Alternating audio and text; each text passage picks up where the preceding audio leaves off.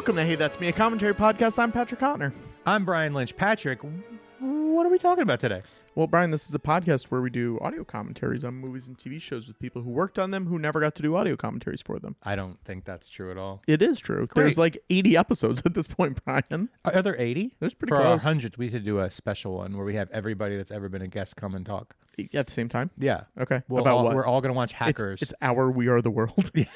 Yes. No, it's our Eddie Murphy's Yeah. Uh-huh. Do you know what that is? No.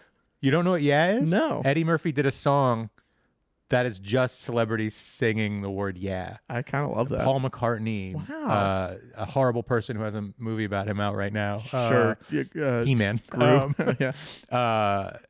You wouldn't believe the people he got on. Wow. We should listen to it when we're done here. Okay. Maybe end this episode with it. So who are we talking to today? Jay Worth, who's the co-executive producer and the visual effects supervisor for Fallout. The show Fallout? The show Fallout. That all the kids love? On Amazon Prime. Scary show. Yep. Funny show. He's worked on the whole thing. We're doing season 2, episode 2, which is called The Golden Rule. Oh. It was released December 24th, 2025. Christmas Eve. Oh, boy. We all know where we were that night. Yep. A fun episode. This show is huge. It feels huge when you're watching it. It's got a very big scope to it. Oh, I thought you meant in terms of people watch, like the amount of people that watch it. I'm I sure also a lot feel of like people watch it. It did capture the zeitgeist Yeah. when the new episodes come up, for Yeah. sure. Is that the right phrase? Capture the zeitgeist? Yeah. I think that's right. Cool. And Jay's worked on a ton of things. Worked on a bunch of JJ shows, Cloverfield, a whole mess of things. Has been working in the industry a very long time, and last year hit 500 episodes of television. Oh, that's that amazing. he worked on 11/22/63. Worked on What About Brian? Remember What About Brian? Nope. Okay. He was a visual effects production assistant on Lake Placid. I love that movie. That's fun. Brendan Gleeson. Yeah. Bridget Fonda. Yeah. Betty White. Betty White. And a fantastic looking alligator, which I guess is his doing. I'll bring it up. Bring it up first, and then refuse to talk about anything else. Do you know Brendan Gleeson was also an effect in that movie? Oh, that's cool. He couldn't go to set, so they had to build an animatronic one and then CGI'd his face. It looks good. It looks pretty good. This is on Amazon Prime. I know, Patrick. You can pull it up. Okay. You can press play when we say go, or you can listen to it like a I podcast. just hate how you baby me like this. I know how to do it. Now, Brian, you have to go, right? Yeah, bye. Okay, here we go. I'll be back in an hour. All right, here we go. In 3, 2, 1, go. Fallout, The Golden Rule. Jay, how are you? I'm doing well. Thanks for having me. Let's talk about how this show came to you, just to start with. Wow. So I started my career working with J.J. Abrams. Yes. Way back in the day. And I used to do all of his TV shows. Yeah. After Fringe. Yeah. I was kind We'll talk about it. We'll get to it. And then, so Person of Interest comes up. Yeah. And I had the privilege of meeting Jonah Nolan on Person of Interest. Mm-hmm. And, we just hit it off. So then I was able to do Westworld with him. Yeah. And then was doing The Peripheral. Mm-hmm. And I did some stuff on Reminiscence with Lisa Joy, his amazing wife and partner in crime. Yeah. And then Fallout came up, and I met Graham in Geneva and hit it off, and I was able to jump on board. That's cool. So that was a while ago now. Yeah. When do you know that you're going to hit it off with someone that wants you to work with them? Oh, that's a funny one. Like I had the privilege. I talk about whose orbit are you in? Mm-hmm. Like, and I was in JJ's orbit, and now in Jonah's orbit, and it's such a privilege. But the other people in the orbit that you don't really realize, I'm like, oh wait, my friend and person I've worked with now for every project is Athena Wickham. And I realized later on, I'm like, oh, I used to go in and I would do all these shows with JJ, and I would realize, I'm like, they get to pick like their DPs and their editors. Yeah. And they'd always be like, but we have this really cool VFX guy. And I'd be like meeting with them for the first day, and I'd realize about halfway through the meeting, I'm like, oh, this is an interview. Yeah. And I met with... But that's maybe good, right? It was. Because you're like, it's lower stakes. I met with Eric Kripke and John Favreau on Revolution. I'm like, oh, and I met with Alfonso Cuarón for Believe. And oh, yeah. And yeah, it was like that. So the quick Alfonso story. Yeah, of course. My first call. I've already met the showrunner Mark Friedman, and we're talking to Alfonso on the phone, and the first thing he says to me, he's like, Jay, I've never seen a visual effect on television that I've liked. Oh, wow. Wow. Okay. Okay. Yeah. Have you seen my shows? Yes, I have. Oh, no. I'm like, good to know. Good to know. So sometimes you got to win people over. Yeah, and of then course. we totally hit it off, Sure. and it went really well. John always used to make fun of me because I did his, first TV show on Revolution, and he'd be like, "So Jay, is this a TV final?" I'm like, "Oh, you." I guess not. So we had a lot of fun with that. Yeah. So anyway, so you just, and then you have to work it out and figure out how they're gonna work. I have more stories, but those are fun. But yeah, so I met Jonah, and it's just been such an incredible collaboration and joy to work with him and the whole team at Kilter. Yeah. Lisa and Athena and Noreen and all of them over there. So It seems like everyone likes working on this show too, which is we do. Yeah. And you can tell when you have a group like, I've worked now with Howard, our production designer, since Westworld. A lot of the team I've worked with since even some of them season 1 of Westworld. Steve Semmel I've worked with since Lost. Oh yeah. He was an editor on Lost. Yeah. And then he came over to POI. So it's like when you find good people, you don't really let go of them. But yeah, you get a show like this, and just all the different departments have to work together to figure something out. And working with a previous IP with Bethesda and how much freedom they give you mixed with the ability to build off of something while having something that's grounded and rooted is just, it's incredible. Do they have any hard and fast rules about things where it's like, you can't really change how this looks? Not really. Yeah.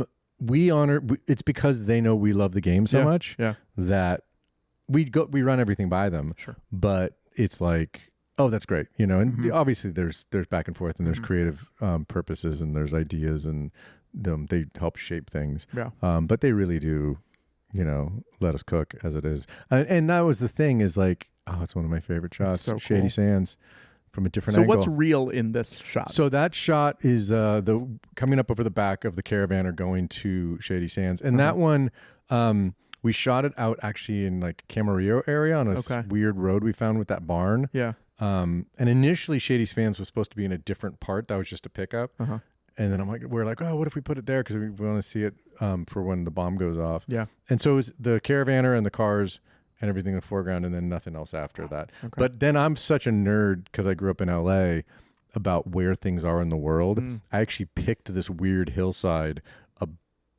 I'm like, well, what if we're coming down from Dodger Stadium? And then I looked there, I'm like, that's not the right angle. So I found this weird hill, and it's not all based exactly, but I always try and put us someplace. It's over that cornfield where the cornfield that turned into the park outside downtown. Yeah. And so we put them there. That's and so cool. It's and then the team at Rise FX built out. We've now destroyed downtown LA so many times from so many angles. Yeah. Do you have to fully rebuild it each time? Not really. Now we have assets, and now we have a pretty good idea, and they've got a pretty incredible procedural approach to how they build their visual effects. So we can get in there and build it out. Yeah. But yeah, it's the silhouettes there, and then the details. We start with real photography though, like the establisher that we started out with. That's just a real helicopter shot that we shot and licensed from Westworld, actually. Oh wow. So I'm like, we've been in helicopters before. Yeah. So we licensed it back from. Back from who? I'm not even. Is it Warner Brothers now or is it HBO? I guess. Yeah. Who owns it was Westworld not now? easy. I don't know. It was anymore. not easy. Yeah. But we figured it out. We're like, come on. Yeah. We know where the footage is. It's ours. It's good. Yeah. We never used it. It was footage that was never used. Yeah. So I'm like, come on. And this is the Universal backlot, I think. Yes, it is. Right? Because it was the Back to the Future area. Exactly. Yeah. It was fun. And then now we're back at Melody in one of our one of my favorite scenes in the whole show. This scene just guts me every single time. It's so great. So we build a lot. We always build off of real plates. Even if I'm going to replace all of it. Like that shot, we kept the ground plane of that stock shot. But we find that it helps for perspectives, for lighting, for distance, for all the things that go into the shots.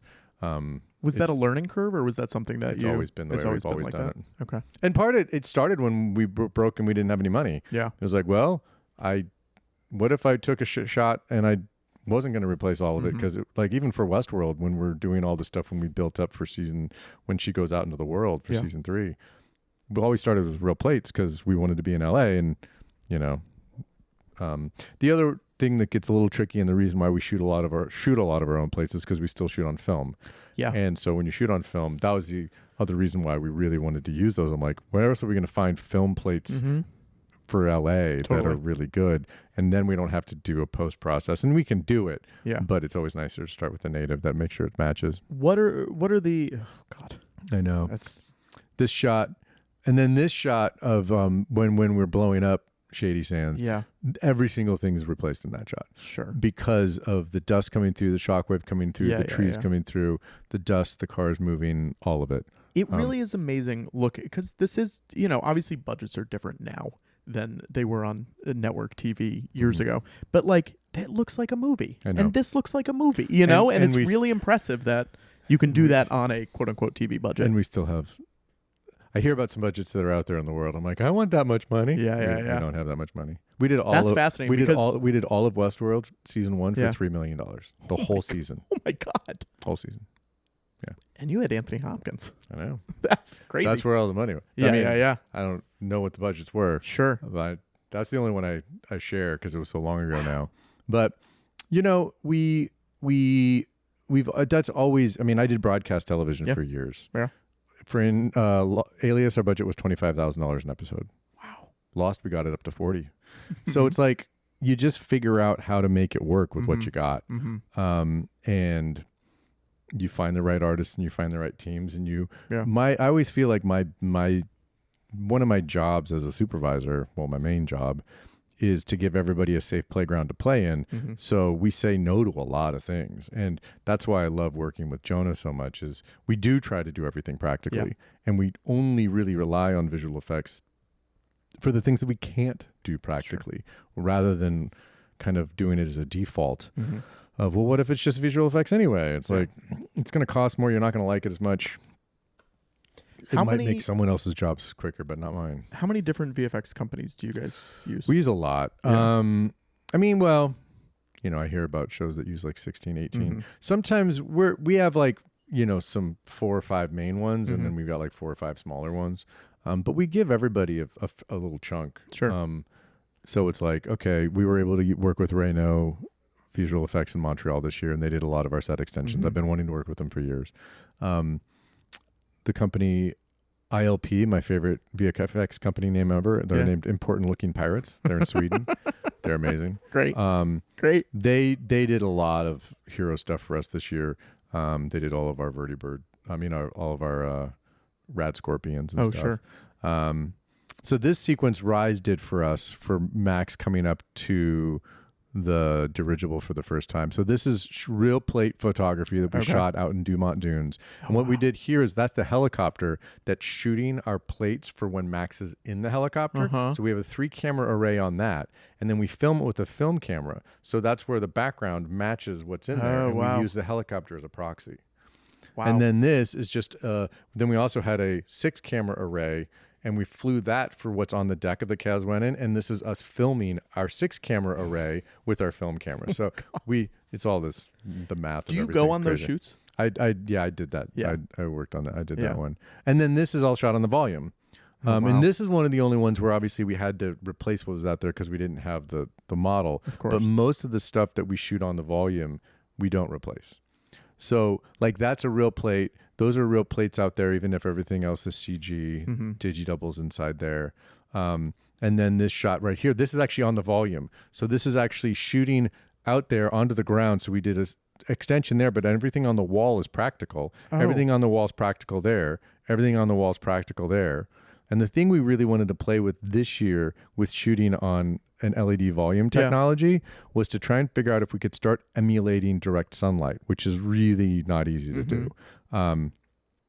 So this whole sequence. We're like, what if we popped a panel? We shot all real photography plates, so all the plates are photography, and then we popped the panel where the sun was and blasted it with a huge light, and had to shape it so it didn't contaminate the wall, but still was able to give something that felt real. And obviously, when you shoot on an LED volume, when you have film, it's a lot more time consuming because you have to. If you just shoot with digital, you look at it, you make a tweak, you go back and shoot it again. For us, we have to film it, make all your bracket everything to see if it's going to work right, and then you have to export it. I mean, you have to, whatever, transfer it, do all your stuff, look at it, and then go back and test it again. Now, how does that light coming in not mess up the rest of the volume? Good DP. Yeah. Okay. And we built it like that, but like all the flags, that's all digital content on the wall. Oh wow. Okay. So that's a set extension that the team at Magnopus, we married through our digital app set with our CG, with our practical set that Howard designed. So yeah, that's all digital back there. And then all we did was some color correction to brighten up the light where necessary. I mean, it looks great. Yeah, it looks great. And then this sequence with the fans coming up out of the sand was one of the scariest when I read it on the page. I'm like, wait, how much? We're moving sand. But the team at Rise in Germany, they had done some stuff on Dune, and they'd done a lot. I've actually found them when they did Samuel L. Jackson. They did the hero shot of him in Infinity War when he drifts away and he disintegrates. Yeah. And I'm like, oh, okay, well, that looked good. So how about that's why you go to them? You're just like, you guys, I saw them I do know that. You can do sand I saw them, or whatever. Well, I saw them do that, and then dust, I hired them to do something else. Yeah. And then, we built these huge fans and designed them. We built them as a different design, but I turned them into something that looks more like fans because it just didn't quite work before that. And then this is shot out to the Dumont Dunes. So, all the sand shapes are all real. And then a shot like this, we're basically, once again, shot with a real plate looking straight down at everything. And once again, they blew some Ritters around and had some real dust. So we had to figure out how to integrate all that stuff. So we could keep as much real in the plate as possible. And then that's just pushing past our guy, and then everything else is, and the real sand dune this is all that same angle. That's cool. For this big reveal. How tall is the volume that you guys use? 30 something. It's the one down at Amazon. Yeah. Down at their location. So it's a great to shoot down there. What was the first thing that you did on the volume? Oh, so Jonah came to me 2014. And it was right after he'd done Interstellar with his brother. And he's like, we're using projectors. We got to use more projectors. I'm like, okay. He's like, so what I want you to do is I want you to build a supercomputer that's going to run a game engine, and we're going to render something in real time. And I don't even know any words he's talking about because this is 2014. Yeah. And so I did. I found a guy who worked at Imagineering, Disney. I built a supercomputer, and I could show you these tests, and we did tests for Westworld of like, could we do something inside the mesa? Yeah. Could we do one of Bernard's apartments? Could we do looking out from the mesa out onto an environment? And it's like we were shooting on film. Sure. People barely knew what they were doing with any of it. Yeah. And we couldn't quite figure out a use case mix with a cost effectiveness mix with all of it. And so we scrapped it. And then, we knew John, he knew him professionally. And so we got to go visit Mandalorian. And I'm like, whoa, okay, so that's what our idea looks like a few years later. Yeah. And then we used it for season 3 on Westworld, and we've used it ever since a little bit. So all the flying work in all of Westworld, when she's at the City of Arts and Sciences, we shot there and then brought that back, and that was an asset on the wall for Hale's office. And then we did some stuff for season 4 of Westworld, all the stuff in Times Square we did. This is one of my favorite shots in the show. Of them walking by Al's Affordable Hospital. What's great about that is that was just shot up in the hills. I'm probably up in like Malibu Canyon area, but that building we scouted a bunch of places to see where and we decided to shoot everything in California for season 2. But that's a real abandoned hospital in Croatia. Oh, wow. And we took it as reference. And so we're like, well, if we build it off something real, once again, it's going to have real architecture. It's going to have real shapes and size and everything else. Is it just an image you get for reference, or is there a video of that one we didn't have much because we just were there. And then art department built something, and then the team, it's a team called Haymaker. It's a company in Sweden that I love. They built the whole thing, and I love all the weird details that you get into a thing like that. Like for one pass, we had these plastic tarps. We're like, can't have plastic tarps. There's no plastic. What about blue tarps? Can't have blue tarps. But we still wanted to have canvas, and we have these things that we still want to have moving and things like that. I love getting into the minutia on a thing like that when you're. But yeah, it was just a green screen on a big dirt thing going, Jay built something. I'm like, okay. How much of the ghoul is digital? The nose? Just the nose. Just the nose. Just the nose. Is that, how annoying is that to have to? It's 800 shots last year. Yeah. It's a lot of shots. I just imagine tracking that. Like when he's walking in a shot, having to track that feels like it would be our hard. team, what, you mean like this when he goes through 3 different lighting setups? And he's turning his head multiple ways. Yeah. So that's a funny one of that. The team at FutureWorks in India, I'd mostly use them for 2D work back in the day. And I decided I love on certain projects, I get different vendors to do the same shot and I strip off the slates so Jonah doesn't know. Yeah. And I go, take your pick. What do you like the most? And he picked, this was season 1, and he picked the team from FutureWorks, and I had to have a call with him. I'm like, just so you know, you just got promoted. Can you do 500 shots this year? And they just killed it. I mean, I imagine that's like a huge moment for them. Yeah, so they're doing. That's like a company making moment for them. So they're doing awesome stuff. Yeah. And now they've done all the noses. Cool. And so then we built this set, because this is a perfect example of how we do our creatures. Mm-hmm. So the Rad Scorpion. We had 2 huge creatures season 1, the Yagai and the Gulper. And season 2, the Gulper's great. The Gulper's one of my favorite things. Creepiest thing ever. Oh, I love it. Fingers inside a mouth. Yeah, it's great. It started with what if we had little spikes that felt like a cat tongue, and then Jonah's like, "What if?" I'm like, "Oh." Jonah is what if scary or is what if exciting? Oh, it's exciting. Yeah. Jonah and Geneva were like, "Oh, this is good. That's what if we did that?" Yeah. And then this, So this year it's the Rad Scorpion and obviously the Deathclaw. Mm-hmm. The Deathclaw, we did 150 shots of that thing. Sure. This, I love this sequence though because we built a big puppet proxy for the Mama Scorpion, and we knew we were going to replace the whole thing. But it was good to have something to bang into things for size, for reflections, and we did clean passes. So sometimes the editorial's using the clean pass, sometimes they're using the other one. But then we stuck the babies on monofilaments on sticks. And we're like, sometimes that works pretty well. Yeah. And so this moment of when this thing jumps out, which is like one of my favorite moments, this is the classic. It's like 2 a.m. and the director has an idea. I love Fred Toy. And he's like, I want it to jump out of the pot at Walton. And so this moment coming up right there. Yeah. So we're trying it. It's like, 2 a.m. You're on take 4. Everybody wants it to work. Walton's dying for it to work. And it's just not working. It's not working. And then they get it to work. And the elation on Walton's face was just like, yeah. And so, but and that actually makes it a little harder on the team at ILP. Because in some ways, if you just replace the whole thing digitally, it's pretty easy. But there's a lot of shots coming up here where it's like, this is all digital. Mm-hmm. And then this idea was fully conceived after the fact of the moment where the mama's eating the baby scorpion. Geneva and Jonah had this amazing, horrible idea. The whole background is we just had too. to find plates that worked for it. Okay. But then it's like things like this, it's just helpful to have a thing that's banging around for camera. Yeah, totally. For the actors, for everybody. Is that art department or is that you? It's props. Okay. Props built that one. Well, we had a team. There's different companies in LA. We have Legacy Effects. We have Quantum, Studio Arts. And so like a shot like that, there's not a scorpion there. And then, for some of these moments, we have, Ella just grabbing a fake thing, and sometimes she's grabbing a real prop. Yeah. And it just depends.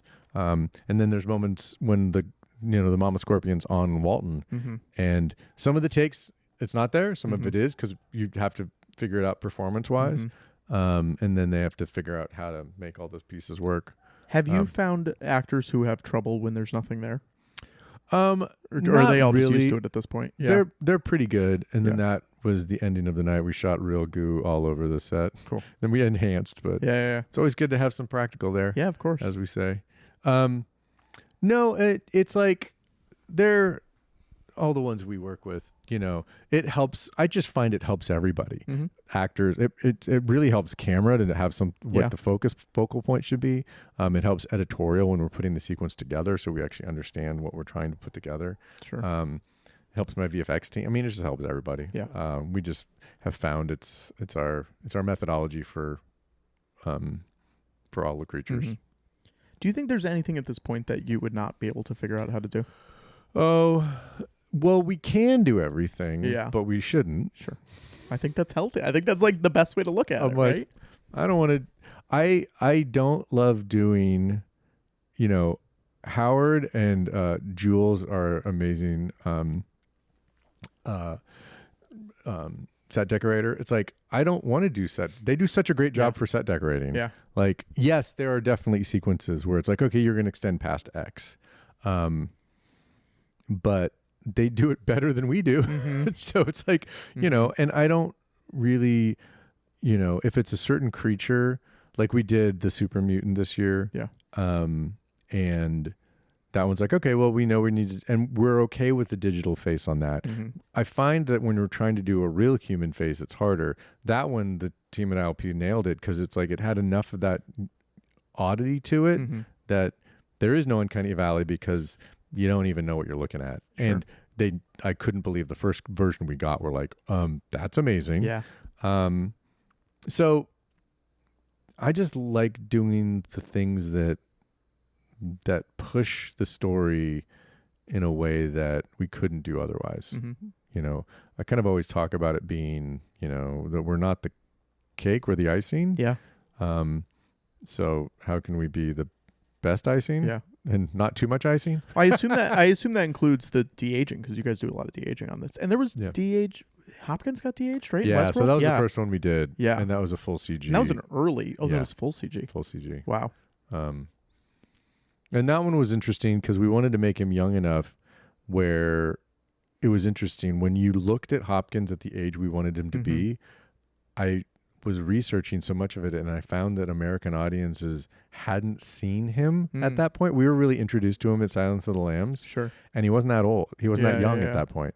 And so I kind of made almost a hybrid version of Hopkins. I made a young version of the Silence of the Lambs shape of his face. Because if I made it truly like him, I found that we couldn't quite recognize him. Yeah. Interesting. So it was like one of those weird things. I'm like, well, it's still Hopkins. Yeah. But if I made a true young version of him from these weird. old movies from the 60s, it didn't look enough like for what we would recognize him, which was, a choice. Yeah. And we still made it look more like he really looked, but I just did a couple things to square off his face a little bit. But we do de-aging of Kyle. And this season, we were able to push it even further. There's a lot of it this season too. Yeah. It was a lot of fun. How long does that take? Like, are those harder shots than other shots? Or They're a lot more nuanced. Yeah. There's something about it where you can do 5 shots in a row and each one is just like, why does it not, the faces, I don't like doing faces. Yeah. I think that's totally fair. Yeah. I mean, I guess it's good that there is enough reference stuff. But again, he looks different now than he did in Twin Peaks, than he did in Dune. And it's just different lighting, like the lighting at the finale for him in the airport. It's like, wow, I love that one. Yeah. That one's great. Yeah. It's just different. Yeah. Yeah. So is this volume right here? No. So this was a set. Oh, wow. So we built most of it looking towards the door, and then we built a couple pods, and then we extended the rest. Okay. So is it just a blue screen yeah. Okay. And then this is a real building right in Culver City. Yeah. It's called the Rapper really? Building. Oh, amazing. If you drive by it, it looks like this weird, big, brutalist building. So we're like, what if we took a real building? Yeah. And I just put it in a cavern. Cool. So we took a real building and then just added some stuff on the sides, but that's just a real building that we shot at night. Amazing. So Is that something that you have to tell them that you're doing? I mean, how Mandy, our It's amazing enough, I location designer, and Yeah. and Howard work with all all that stuff. Sure. But it's not occupied. Oh, It's okay. like they're just happy to get it used. Yeah. So and then all these tunnels and everything were all done underneath. That's a real. That's not extended. That's a full. That's just a real tunnel. That's just a real tunnel. Yeah. Cool. I think that's what's good about this show is I'm like I don't know what's real and I don't know what's. That's our goal, right? Yeah. Yeah. And same thing here. This whole building is all these crazy, weird angles and rooms, and the whole bullpen area. That's just me painting out streetlights out there to make it feel like they're underground. Wow. But the whole set is. Wait, so this is the building the interior is the building in Culver City? Is that what you're saying? Yeah. Well, I think some of these were sets that we built. Oh, okay. But we built. I thought you were just saying the exterior just was The exterior, but the interiors too. Oh, like wow. all the bullpen area when it's all those people in 6 and whatnot. That stuff. That's all this huge bullpen area up on like the 12th floor, 14th floor of that building. Oh, cool. So I painted out city lights to make it look like we were underground. Wow. How many VFX people do you think work on each episode? Depends on the episode. Yeah. I mean, the teams at each VFX, I have vendors that are smaller. Mm-hmm. I've worked with the team at COSA on every project pretty much for 20 years. The team at Refuge in Oregon is pretty small. Mm-hmm. There's a couple teams. Yafka in Greece is a small team. Mm-hmm. They've done a lot of our blood work over the years. Then there's teams like That's a great ILM. sentence. I mean, That's such a good sentence. ILM. Yeah. When I got the Death Claw, I'm like, oh, I want them to do the Death Claw. Yeah. So it just depends. But I would have to ask how many people touch each episode. Because these are all real mice. Who were your real blood how did splatters. you who were your guys when you were like, I want to work in VFX? Who were the guys that you were looking up to? I did not find I fell into it was visual later, effects. right? Yeah, I've heard you talk about it. I didn't find it. So I was living in Chicago, and I called my good friend Kevin Blank, who the only reason I called him was because I saw his name on Alias on the titles as the season finale for episode 4 came on, and I'm like, we want to go back. Maybe, I haven't talked to him for 7 years, but. And so I called him, and he's like, "Oh, good thing you called. 6 weeks. I want you to come work with me." And 6 weeks later, I'm on the set of Alias. Wow. So I didn't find it until I was 35. So. The best Kevin Blank video out there is on the Lost Pilot. Do you know about this? The polar bear. Yes. They wanted to do the polar bear real, so they have him in polar bear legs running through the jungle. The grass. It's amazing. Exactly. People should go watch that. This was a fun one because this. Inside the Area 51, there's only like half of that stuff's real. The spaceship we put in, and a bunch of other extensions. So it's like the Raiders moment, but half of it's real and half of it's not. So this is also just where it's really fun to work with Howard, and it's like, all right, well, let's get these angles. Let's protect ourselves certain areas, and then like we put all the tarps back there. So it's like we couldn't get as big at tarps as we wanted, and random things like the Constitution we ended up putting in later because it. So were you on set most days? I have a team that's on set. Last year I broke my ankle. Oh wow! So I wasn't able to be on set as much as I wanted. And then the other fun thing is so we shot in Dumont Dooms. We shot in Ontario at an abandoned airport. I mean, at this hangar that had these 40s hangar pieces. And they'd actually dug up the runway and put out these huge mounds of dirt. So the mounds of dirt out there that look like dunes, that's just dirt that they had there. Cool. And then this is at an abandoned prison. So we kind of tie all these together. And then we ended up putting all the dunes in. So it's just how to tie together the sets of multiple locations throughout. And some of the things we build. And then this was, once again, another piece that we shot out in Ontario because these huge. Is it near the airport? It's just that's one of the hangars they just don't use anymore. There's like these old hangars that are from that look like they're from the 40s and 50s. Wow. So yeah, it's just how to piece it all together. Sure. And the fun of the jigsaw puzzle of who's gonna do what. Yeah. What have been things in the last, you've been working on things for 20 years at this point. What are the things that you've seen on TV that you're like, I'm mad I didn't get to work on that? Oh man, there's too many. I've gotten to work on some pretty cool stuff. Yeah. I would have loved to work with John on Mandalorian. That would have been fun. It's a double-edged sword because sometimes because I'm losing to them all the time, they get a little bitter about it. Sure.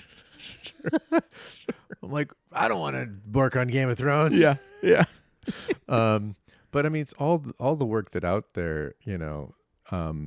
It's so inspiring to see how so much of the stuff. But because I've been able to work with the people I've been working with, and I've gotten to work on such cool projects, I would have been let's put it this way, I would have been much more upset to watch Westworld than any other project that was coming out at that time. Yeah. And same thing with Fallout. I'm like, there's just something unique about both of them that I love as an aesthetic and as a viewer that there's not really, Yeah. I think Severance was a fun one just because it's more of a character piece, and I love those. That's what I love. It's still what I like about, even though we do big shows, I like, that's what they really are. Fringe was still my baby because that was my first job, first supervising job, and I just love that. Fringe also got insane with VFX. Like there we was did. so much VFX in Fringe, especially towards the end. And we did not have the money. Yeah, but you made it work, and We did. I think that show And looks cool. It looks still. so cool. Yeah, and it was like, but once again, that's the constraints. It's like, okay, well, we're not going to do anything else, so we can do this big cool creature that is on screen for 6 seconds. But we had so much fun with that. Yeah, and we had so much fun with that going against convention. Sure. So it always the joke I always tell is it would be like, well, if you're going to do a portal, it's not going to be a circle, it's not going to be blue, and it's not going to be liquidy. They're like, why? I'm like, because that's what every portal looks like. Yeah. It's like, how would you describe the Fringe portal? Well, no, that's a different one. That curtain thing. Yeah. Then we had the amber, but this was one for the one at the end when he's walking off. Sure. And I'm like, what if it was a rectangle? It was white and it sucked inward. They're like, why? I'm like, I don't know. Look, It looks it's cool. Yeah. You haven't ever seen a portal like that. Yeah. I love the it's like a hedgehog thing on the plane in one of the early episodes. I love that guy. It was like literally that was a lot of practical spikes coming out of his back. And then it was only on frame. It was like the most expensive. Yeah. Like he was like 36 frames. It was like barely a second and a half. But it he worked. looks cool. I know. Yeah. And it's something that I remember held up 20 long years enough. later. Yeah. It just is a flash and then you cut. Totally. I love the actors in this sequence. Yeah. Random- Brian Thompson I right there, know. of course, from the X-Files. The random plates in their heads. Yeah. And the surprise at the end of who arrives always still kills me. Yes. But no, I mean that's been. I mean, it's just been a privilege to work with the people I work with. So I don't. What were your big Lost things? So I worked on I'm the a big finale. Lost guy. Oh, of course. I worked on the finale of season 2, Yes.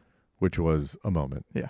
And then I worked on all of season 3. Yeah. So all the Desmond stuff, all that London stuff. Yeah.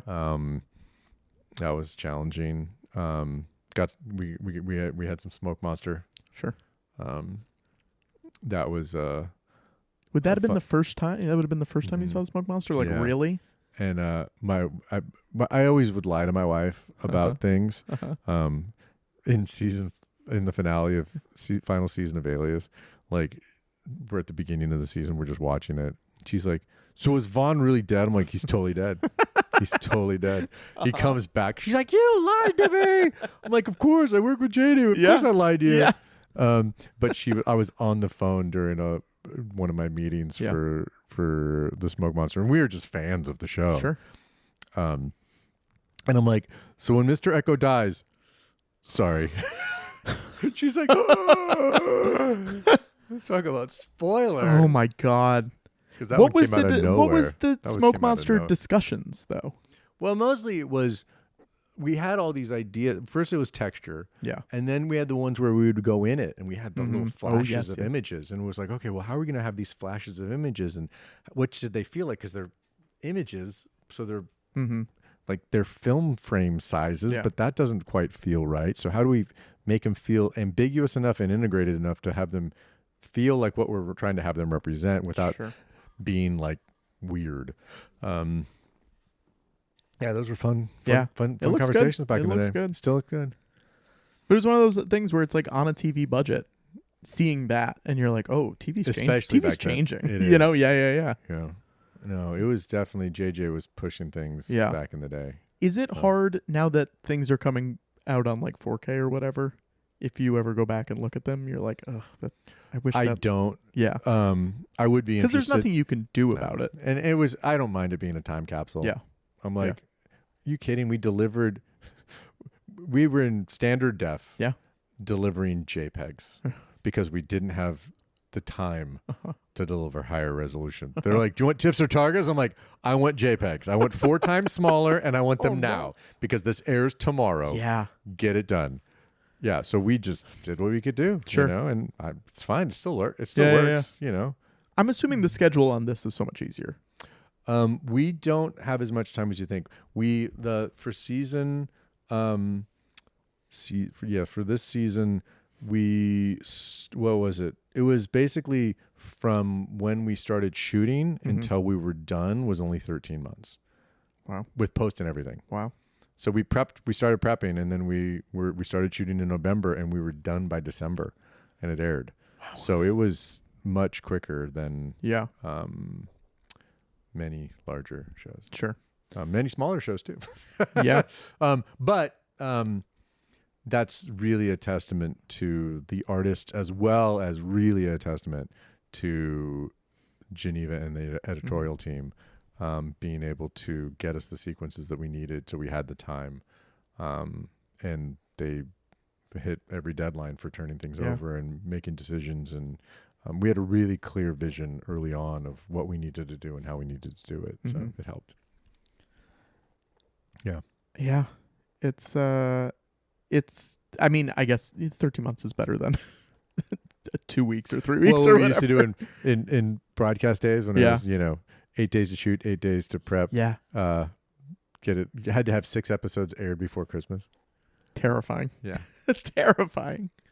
Yeah, we used to push a lot through the pipeline. Mm-hmm. I remember one time when I was doing I think it was season 5 of Fringe, season 1 or season 3 of POI, season 2 of Revolution, and so we did, and then we also did the Belief pilot and the Almost Human pilot. Wow. So I think in 1 year we measured it. We did 50 episodes of television, 2 pilots, and 4,000 shots in 9 months. How do you keep that straight in your brain? Yeah, it was a lot. Yeah, but do you have tricks to make sure you're not falling behind on anything? That was back in the day when I didn't have a calendar and it made my own databases. It's like, all right, just go. Yeah. I mean, at that point you're just cranking it out. Yeah. But I'm glad we have more time than we used to. Because you can do more. That's the fun thing. Is we used to have the ambition, and we just couldn't. Mm-hmm. There were a lot of things. I used to meet with the writers on the first day of shows. I'm like, all right, no water, no fire, no fur. Just make ourselves easy. Yeah. Come up with an idea. If we want a creature, how about a hard surface? How about leather? Scales? Scales are good. Scales are great. Scales are good. Yeah. Yeah. Has that's gotten easier though? It has, but it depends. It just depends on the type of show. I mean, it's all gotten better, and the tools are better. The artists have. It's just incredible. Yeah. You know, what they're able to do. You did Cloverfield too, right? I did. I was the coordinator. Talk to me about Cloverfield. Oh, that's a fun one. So, do you want to guess how many visual effects records I had? So, normal shows, 1,000, 2,000, 3,000 shots in a movie. Yeah. You want to guess how many records I had for Cloverfield? I can't even imagine. Because it feels like there's so much in that movie. I had 150 records. That's it. Now, some of the shots were 7 takes. Yeah. For 2 minutes. Yeah. All put together. Wow. 150 records. Wow.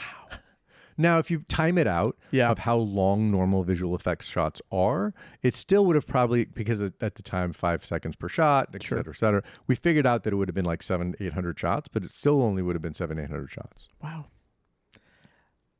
That's crazy. Yeah. That's great. I'm just thinking about that movie back, and it feels Wow. Yeah, shot in New York under like crazy quick time frame. Yeah. A lot of stuff on stages. Yeah.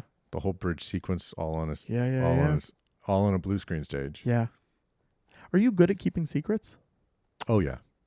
You're full, because almost all of the things you work on are like things that people would sell their first child for. Oh, yeah. You know, spoilers. Like or I whatever. said, I lied to my wife. Yeah. Season, Yeah. My first year on the job. Yeah. It was like, I'm not telling. Yeah. Even here, when you walked in, I was like, "How you doing?" You're like, "Well, prepping season 3 for this, but there's other stuff." Like you're a locked vault, a sealed vault. There's no. Which is great. I don't even talk to people on the show about things. Sure. I'm like, I don't know who knows. I don't. Are there code names? Do you guys use code names? Yeah. Okay. I mean, why do you think Cloverfield was named Cloverfield? Yeah. Sure. I still have my Monstrous poster Oh, that's cool. when it was called Monstrous. Yeah, For like a day at Comic-Con. that's great. We had whole days of trying to figure out how we're going to name this movie. Uh-huh. So many different names that we had. It's very sad that their office I know. it's closing. Yeah. The Bad Robot office I is know. on, for people who don't know, it's on Cloverfield Avenue? No, Cloverfield Boulevard? no. So that was our offices Yeah. for Cloverfield were on Cloverfield. But isn't the Bad Robot one? No, it's no, on. they're not? No, it was on 13th. and Oh, Olympic. I thought it was on there. Yeah, it was just down the street, the National Typewriter Company. Yeah. The brick building. It is very fun whenever you drive to Santa Monica and there's a big sign that just says Cloverfield and you're like, this is great. This is what I want. And it This literally is LA. was because it was codenamed it because that's where the office was. Sure. That's it. Great. And it totally worked. And now it's franchise. All it needed was a little prelude at the beginning. Yeah. Oh, Project Cloverfield. Yeah. Sold. That's practical goo on the window. Cool. No enhancement on that? We stabilized the glass. And Because the glass shook or something? when wobbled it- too much, and then we added a little bit more. How do you stabilize something like that? Like what does that mean? Like I know what it means physically, but like how do you actually you do have it? you have to take a part of the frame that where it's not moving. Okay. And then take off the element and then put it back on. Oh wow. Yeah. But yeah, these are the shots. Man, I haven't gotten to just watch an episode on a television in a while. It looked really good. Yeah. I'm always afraid it's going to look too bright, but the shooting on film and our amazing colorist Costas over at Photochem keeps it looking pretty and rich. What do you like about film versus digital? Like what's So exciting? it's interesting. We tried to do some tests Mm-hmm. to see if we could really match the digital look. And where we found it was in the skin tones. There was something about the richness and the depth of the skin tones and faces specifically that just feel different on film. This was an interesting set. That's just like one little piece going up, and then I had to add everything on the sides. So all the stuff on everything on the Wow. sides. So it's just for us. It was really what that skin tone looked like, and the depth, and the rich, and the warmth, and all of that. And there's just because now it's getting to the point that there's so little out there that is shot on film. Yeah. That it just looks. It has a look. Yeah. That you can emulate to an extent, but there's something about it that you just Was feel Westworld different. film? Yeah, because Lost was film too. I'm now 21 years in, and there's never been a year I haven't been working on a film project. Wow. Which is crazy. That's great. Yeah. It's nice that people are coming back to it because it feels like for a while it was abandoned, or not totally abandoned, but like there are a few out there, but yeah. But yeah, So those pods on that side, that's all. there's one there, and then the Okay. two on the sides there were digitally put in. So we just kind of go back and forth. Sure. So you can't quite tell. Sure. That's the other reason why we do it like that. And like I said, it makes it challenging for the artist, but I love it because they have to match to something practical, and we don't just replace it to match to it. So I have to find the right artist who can do that. Yeah. And then this sequence was so much fun. We shot it at a quarry. We shoot a lot in quarries. That makes sense. And The show but feels there's like a quarry. there's nothing. There's literally, and we extended this down. Uh-huh. But there's nothing for when they're up there. There's basically just a sand dune, Uh-huh. and we I wanted to, once again, I found a real place in Santa Monica. I'm like, what if we're at Ocean Park looking towards, sure. and trying to find exactly where. I'm like, but they could have gone that far. How big are the vaults? We're already cheating. The vaults are bigger than they should be. I can't make it so far away, but I can't make it so close. So it was just fun to look at our shot from season 1 from a different angle of the same pier. My only sadness for the pier sequence was do you know the history of the Venice Pier back in the day? No, POP? I don't think so. It's Pacific Ocean Park. It was basically a different amusement park down at a different pier. Yeah. And it had these really unique structures. And it's like this, if you look at the old, there was this old surf places because it burned down. And it was these still crazy structures coming up out of the water. And I wanted to use them, but it wasn't recognizable enough. So we had to take them out. But my early concepts of that's really cool. Of the pier had these old iconic LA things from the 60s. That's because neat. they looked like they were the retro style of Fallout, which was fun. But yeah, so this is just looking at it from a different angle, which was really fun to be able to take the Namibia footage that we had and then flip the pier to the other side.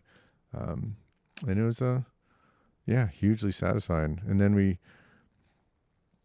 get the sad battle at the end. Yeah.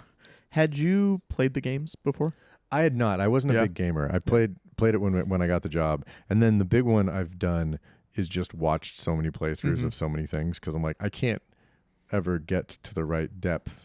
So in our little visual effects... You don't effects, have 150 hours to kill in our visual effects bullpen, we actually have playthroughs playing at all times of different games. Yeah. So, and we'll just be walking and we're like, oh, yeah, that's what that looked. Oh, wait, that's what, and so we've done that over and over and over, and we just have those playing all day, every day, depending on the playthrough. I mean, so you're sitting there like, you watch the old ones from like 98. Like, wow. I don't know if we're going to take anything from this. I know, but we'll still have it up there. Yeah. We give it its due time. Yeah. Which is fun. That's great.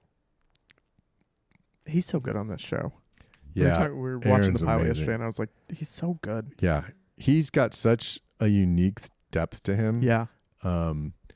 That you can tell he's reacting. Like he's so thoughtful as a character. And it's so unique to have a character that from day one, I can't imagine someone else playing. Sure. He's just got a sweetness mixed with a tenacity, mixed with a humor, mixed with a vulnerability, mixed with and that Fallout would do that to you is the thing I believe, that it just does it to people. How much in the wasteland? How much are you guys doing like facial wound stuff, or is that's all practical? Yeah. There's quite a few times where we have to do some continuity. We're big on continuity. Yeah.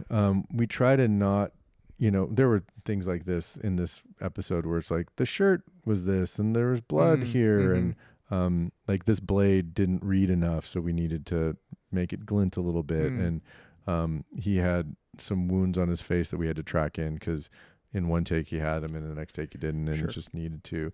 So, we do a fair amount of work like that. And then we do lots of wounds. Yeah. The makeup effects team does incredible work. And sometimes we just have to add some depth. Like here we had to add the slice across. And then, the blade going in, we did some work on that. Yeah. But then for the vertibird arrival, it's a lot of practical dust, some things getting pulled down, and then a lot of just CG, everything else. But yeah. Can we talk about awards real quick? Oh, sure.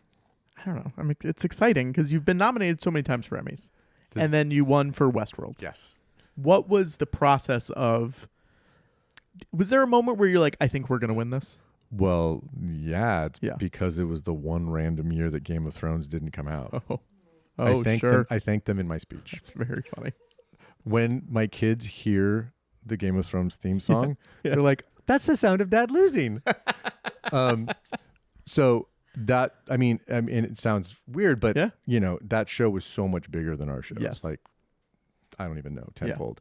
And everyone was in love with it. So we happened to have a weird year where they just missed one Emmy window. Yeah. And it happened to be our pilot year.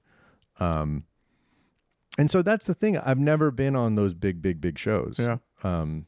You know, my shows don't get 55 VES nominations for world building. And part of it is like, we don't do all those different things all the time on shows like that. So the thing if I could say I'm most proud of is that I've been nominated over a variety of a lot of different kinds of shows. So it's like Living with Yourself with Paul Rudd. Oh yeah. You know, I like that show. Yeah. It's like all the crazy doubling stuff we did. Another Zach Cherry show. Yeah. Zach Cherry was on that too. Lady in the Lake last year with Natalie Portman. That's probably some of my favorite de-aging work I've ever done. And just the variety of different types of shows that it's not just one type of thing, not just one thing over and over again. I love that it's just been kind of spread out throughout all the different genres and big, smalls, little shows, big, smalls, big ones, small ones, present. Is past. a lot of panels or like what is the thing that you're probably about to pop here up it right is. here. Yeah.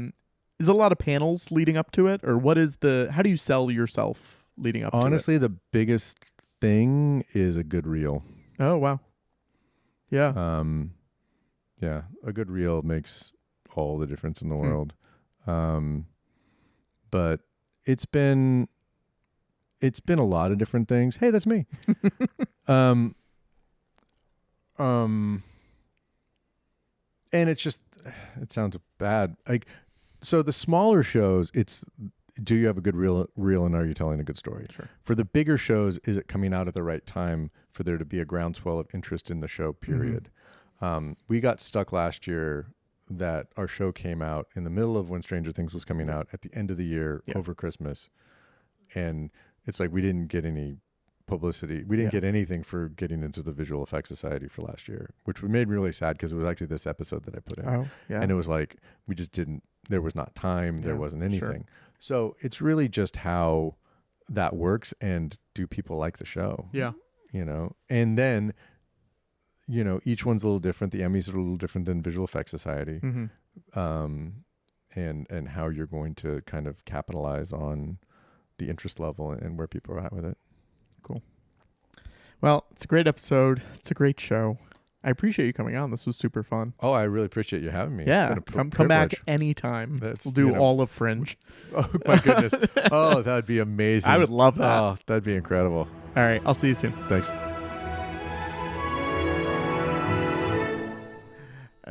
Fallout. I would have done it to a Fall Out Boy song. Do it. I don't know any Fall Out Boy songs. I don't either. Well, that episode sucked. Why? Because I wasn't there. Oh, Brian. But no, I'm sure he told great stories, and I'm sure you didn't drag it down. No. Sometimes I do, but I don't think I did this time. I wonder how many times JoJo did the J-O move with her hand when you say something stupid. More like the J-O-J-O move. Yeah, she does that when you say something dumb. Yeah. You don't notice it. Do you get my joke? Yeah, it was fine. Oh, hold on. I have to take Spam this rest, as pick spam. it up. Hold on one On second. speaker. Okay. Hello? Hello? Good morning, sir. How are you today? I'm great. You're live on Hey, That's Me, a commentary podcast. How can I help you? Oh, well, good. Need some free advertisement. Ha. Yeah, not seeking anything, just offering free estimates if you needed any upgrades or remodels on your home. If I could spit it out this morning. No, you're nervous because you're the big audience we have. It's okay. I'm okay. I really appreciate you checking in. We're doing good, though. I appreciate it. What's your favorite movie? That's a tough one now. Right off the head. I like Master and Commander. Oh, Ooh. that's a really good one. The oceans are now That's battlefields. one of my favorites. I just watched the other one with Russell Crowe in it. Nurmeyer. Oh, I didn't see it. Is it good? Oh my goodness, it's his best role yet, and I like Russell Crowe. He's done a lot of good things. Oh, he's awesome. Well, thank you guys so much for checking in. I appreciate it. If you could leave us a review on YouTube or Apple, it's called Hey, That's Me, a commentary podcast. We'd really appreciate it. Okay, thank you. Thank you. Thank you. Have a great one. Bye. It was nice. I think that was good. Yeah, it was nice. That was exactly it was what we nice to need. meet a fan. I'm leaving it in. Yeah, you can. Yeah. Well, he said it's good publicity. He literally seemed excited about it. I like that he didn't say where he was calling from, though. He didn't? Well, he said he was about home repair. Yeah, and but he stuff. didn't say the name of the Okay. company. Oh yeah. Well, we'll have him call back if you're listening. Call back. I will do a podcast. Well, we could do an episode of Yeah. Master Commander with him. Sure. That'd be so I would fun. love that. I hope he's a regular feature now of calling. I would love that so much. Brian, what's your favorite post-apocalyptic thing? Mad Max Fury Road. Sure. Sure. Yeah, there's what's better than that. Fallout? Okay. It's great. I mean, I love Fallout. Yeah. Mad Max Fury Road is one of my favorite movies of all time. Yeah. So I think it's got to be that. What are some other options there? The ending of Army of Darkness. I was literally going to say, does the ending of Army of Darkness count? What are some other post-apocalyptic things? A Boy and His Dog is a good movie about the post-apocalypse. What else we got? Oblivion. No. The Book of Eli. The Road. Jojo says Legend? I Am Legend. Oh, I Am Legend. 28 yeah. Days Later. I'm going to say that's my second. Yeah. I just saw it for the first time. The Bone Temple. You see the Bone No, Temple I haven't yet? seen it yet. I've only seen the Bone first Temple. one. The Bone Temple rules. Mm-hmm. Day After Tomorrow. Dawn of the Dead. No, that's not Waterworld. You like that stunt show? I really do like it. Snowpiercer. Oh, that's my third favorite. This is the end. That's not post-apocalyptic. That's like during the apocalypse. It's Immediate. yeah. following. Children of Men. Never saw it. Oh, it's good. 12 Monkeys. I don't like it. Yeah, I don't really like it either. World War Z. Never saw Book's it. good. Okay. War of the Worlds. Kind of during. It's not post-apocalyptic. Yeah. Oblivion. What's Oblivion? It's a Tom Cruise movie.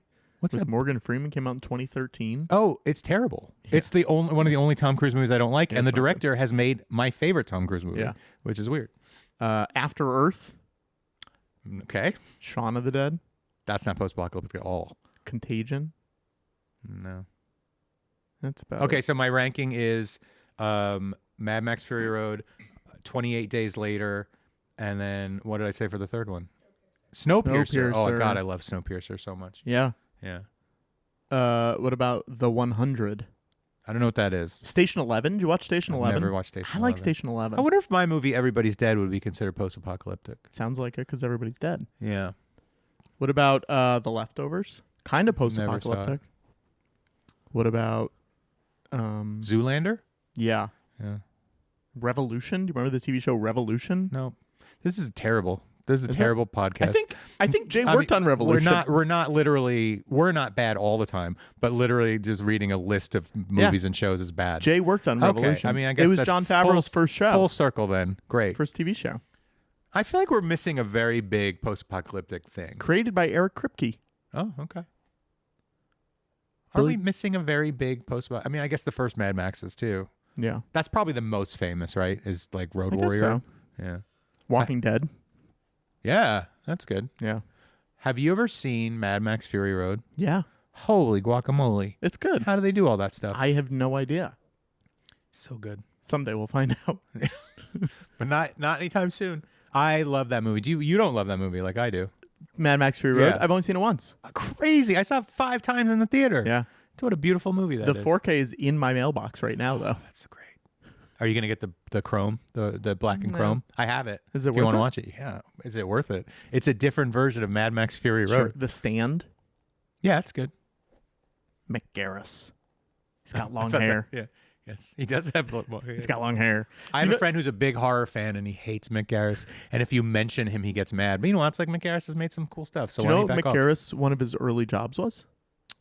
No. He was the secretary at Lucasfilm in the 70s. Oh, that's fun. And he played R2-D2 in the holiday special. I thought that was him. Yeah. Yeah, that's great. Because R2 had the long hair in Yeah, that one. it's like leaking out the back. That's amazing. Yeah. Wow. Way to go, Mick Garris. Way to go, Mick Garris. Does Escape from New York count as post-apocalyptic? If it has that feel? Sure. Yeah. Yeah. Escape from LA too. Yeah, I love LA. It's He's surfing. I know, well, it's just so funny. It's just so it's not good. It's Yeah. not good, but it is very watchable, and he is so awesome. Yeah. I love Snake Plissken. And it's got the greatest ending. What? I don't remember the ending. He resets the entire world. He knocks out the power in the whole world. Oh wow! And then the sequel is going to be Escape from Earth because Sure. everybody's going to come after him. Sure. And they didn't do it, and now instead Zack Snyder's rebooting. Can't wait. I'm curious as to who it will be. I don't know. Wyatt. What? Wyatt. Who's Wyatt? Russell. Oh, I would actually love that. I Yeah. would love it, but they won't do Glenn that. Powell. Could be Glenn Powell. But will Glenn Powell want to do it? I don't know. I feel like that's a big one. It's going to be someone that we've never heard of. It's gonna be Henry Cavill, because Zack Snyder. Yeah. Yeah, Yeah. yeah. I wouldn't mind that. Yeah. I don't think I would either. Yeah, because he's really good at like stoic. Sure. And that's what Snake's kind of got to be. Sure. What about if it is Kurt Russell? What if it's a secret sequel? It would be cool. No, because John Carpenter got to do it. Can't be Zack Snyder. What if John Carpenter wrote it? Nope. Yeah. Okay. Yeah. Yeah, that's great. I think that's a great idea, Patrick. Yeah. That's a dream movie. Remember The Rock was going to do it at one point? No. The Rock was going to be Snake Plissken. Wow. Oh, no. The Rock was going to be Big Trouble in Little China. I got it mixed up. Everybody. I got some it mixed point. up. He was going to be Jack Burton. Jack Burton. Yeah. You look like Jack Burton today with your Thank you so Hawaiian much. shirt and your trucker hat. It's better than The Rock wanting to be Lopan. You know? Yeah, that's true. But I know The Rock wanted to be Mickey Rooney's part in what's it called? Breakfast at Tiffany's. Uh-huh. I was like, "What? Are you sure?" And he's like, "I am." I'm like, "Okay, Rock, you can do it." Of all the parts, he's like, "That's the one that speaks to me." I'm like, Yeah. "All right, Rock, go for it." You know, I ordered a Minions and Monsters something on Amazon of Sure. my movie, Sure. like a toys and stickers and stuff, and instead they sent all live action Moana stuff. I'm like, "Is this Oh. a bad sign?" Wow. Yeah. So When does that come out? a week after Minions and Monsters. Why are we promoting when it comes out? I mean, it will be out at this point, so it doesn't matter. Yeah. But I asked Amazon, I'm like, "Can I send it back?" And they go, "You can just keep that." And I said, "Okay." So I've got all this free live action Moana stuff. Wow. It's weird. Have you seen the Rock toy? The Yeah. live action No, Rock I haven't toy? seen the toy. I've Check seen- it out. It's worth it. Who's playing the crab? Have they said yet? No, but he looks just like he does in the animated movie. Yeah. Why do it if everyone looks the same? Hey, great Why question. come you do that, A Disney? great question. I don't know. Oh, well. We'll never know. I love, by the way, that there's new screenwriters credited on the Moana adaptation. It's like, no, that's the same. That's the same one. Same thing with like Little Mermaid. I'm like, you added a rap song for Aquafina. That's not Yeah. screenwriting. Yeah. Scuttlebutt. And it's not bad. No, the song is. The remake is not that bad. It's okay. No, she's really good. The main girl is great. Yeah. But the two new songs are not I'll say good. this. The main person is usually not the issue with those remakes. 100%. It's usually the main person is the best part of those remakes. Yeah, I'm thinking right now. Yeah, I'm going through them in my head. Well, Beauty and the Beast. Sure. Sure. I like her and everything else, but I didn't love her. And that was a pretty good one. Yeah. That was not a terrible remake. Lilo and Stitch was probably the best of the live action remakes. I thought that was because the kid, holy cow, they both leads were so good. And Stitch, And Stitch was always the other getting lead. into stuff. Yeah. Oh my God. Stitch hasn't aged a day. I wish I liked it a little more so I could justify getting the Sideshow Stitch. Yeah. Have you seen it? Yeah, it's great. Holy cow, it's so really cool. good. We got to go to Sideshow. Yeah, we gotta go. Sideshow. Let us go. I just bought something. What'd you buy? I can't because Carrie will hear this and kill me. Carrie won't hear this. She loves this. She doesn't. No. Spider-Man, Tom Holland one to put Oh. next to my Michael Keaton Batman on my Wow. desk. Yeah.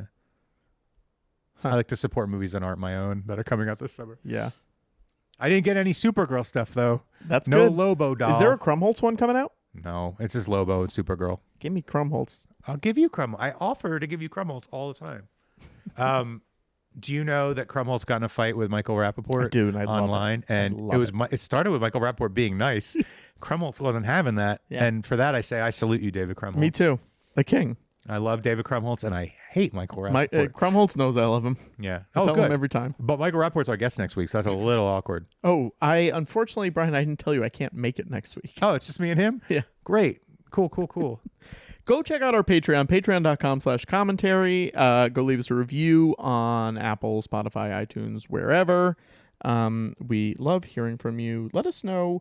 Message us on Instagram and tell us what your favorite episode of the show is, Brian. Not you, but everyone should do that. Mine's the Master and Commander episode with that guy from the roofing company. Yeah. Was that this episode? Yeah. Okay, Yeah. great. I'm not in it other than this part. Yeah. I love that we have a new guy. We have a new character. Yeah, we don't even know his name. Yeah. That's a Hold shame. on. I'll give you his number though. Hey, if you're in LA and you need some roofing or Should we home call him repair- back? No, I don't want to. I want to leave him alone. He's a 562 area code. I think it's a spam number because it says spam likely. I don't know, but look, he was nice and he answered our questions, and he would have talked more, I think. Well, anyway, thanks for listening. This has been a That's So Funny production. I don't know the rest of it. I tune out at this point. How do you want to wrap up the show? Minions and Monsters will be on Blu-ray, 4K and streaming. Yeah. And probably on Netflix or Peacock. Go watch that. Patrick's got a couple shows. George Lucas Talk Show. George Lucas Talk Show at Dynasty Typewriter in Los Angeles. Oh, cool. Oh, my God. And then in October, New York Comic Con and Littlefield in Brooklyn. And then in December, there's a show at the Bell House. And I have a part in Moana 2, the live action one. I tested it very well. I play a jive-talking coconut. Goodbye, everybody. Thanks for listening to Hey That's Me, a commentary podcast. This has been a That Was Just So Funny production. Your hosts have been Brian Lynch and Patrick Hotner. Music was by Alex Peabody, and our art was by Abigail Noy. You can find out more about the show by going to HeyThat'sMePod.com and checking out our Patreon at patreon.com/commentary. If you've enjoyed the show, please leave us a review on Apple Podcasts.